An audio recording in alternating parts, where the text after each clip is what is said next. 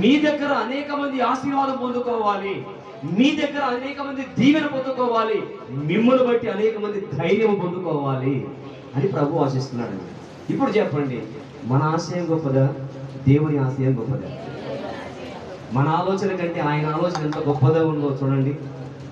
మనలో చిన్న చిన్న ఆలోచన, మనది ఏంటి చెప్పండి? చిన్న చిన్న ప్రస్తుతం ఈ కాలం ముందున్న ఈ అవసరం తీరితే చాలే అని ఆ కాసేపు తృప్తి పడేటువంటి జీవితం మంది. కానీ దేవుని యొక్క ఉద్దేశం ఏంటి తెలుసా? ఈ కొంచెము కాదు, ఈ కొద్ది రోజులు కాదు, ఇది శాశ్వత కాలం ఉండాలి, పిల్లల తరతరాలకు ఉండాలి ఆశీర్వాదం అనేది దేవుని సంకల్పం. అలాంటి ఆశీర్వాదకరమైనటువంటి జీవితాన్ని ప్రభు మనందరికీ ఇవ్వాలని కోరుకుంటున్నాడు. ఎంతమందికి ఇష్టంగా ఉంది? చేతులు చూపిస్తారా? ఏమని? నేను ఆశీర్వదించబడాలి అని, లేక నేనే ఆశీర్వాదకరంగా ఉండాలి అని?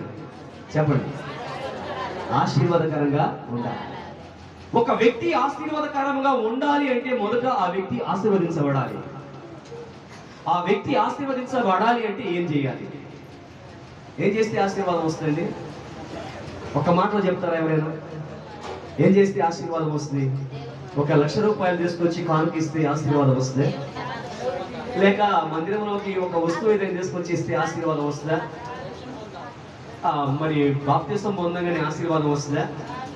అలా ఒకవేళ రక్షణ పొందంగానే ఆశీర్వాదాలు వచ్చినట్టయితే ఇప్పుడు ఎంతమంది బాప్తిసాలు పొందారు?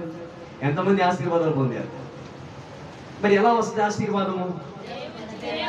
దేవుని కొంచెం ఒకరు చెప్పండి. దేవునికి విధేయులుగా ఉండాలి. రైట్. ఇంకా దేవుని ఎదుట యథార్థంగా ఉండాలి. ఒక మాటలో చెప్పాలంటే దేవుని మాట వినాలి. అంతే. ఏ మాట వినాలి? దేవుని మాట వినాలి. ఎవడండి బాబు వీడు, ఎంత చెప్పినా వినడు.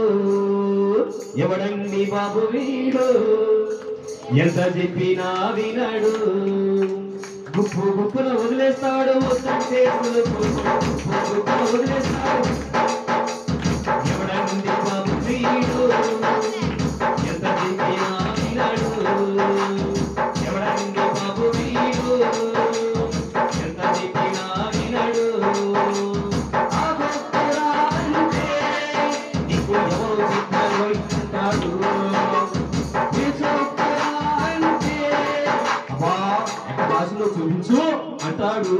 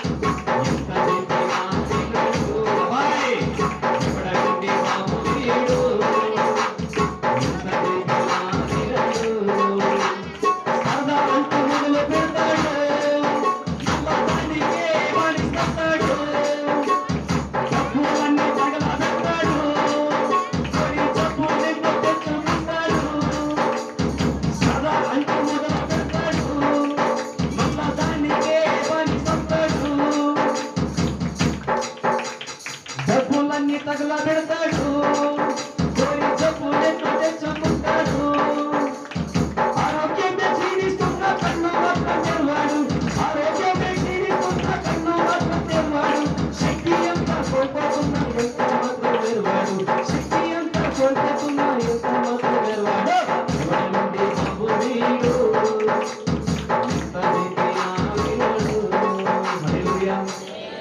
ఏంటంటే వాళ్ళేమో వాటి మీద ఉన్నారు, మనమేమో మన మీద. దేవుని మాట వెనకనేనండి ఈ అలసట్లన్నీ. దేవుని స్తోత్రం. ఎవరి మాట కనుక? దేవుని మాట కనుక వింటే ఖచ్చితంగా మనకు ఆశీర్వాదం వస్తుంది. మనకు ఆశీర్వాదమే రావడం కాదు, మనము ఇతరులకు ఆశీర్వాదకరంగా ఉంటాము.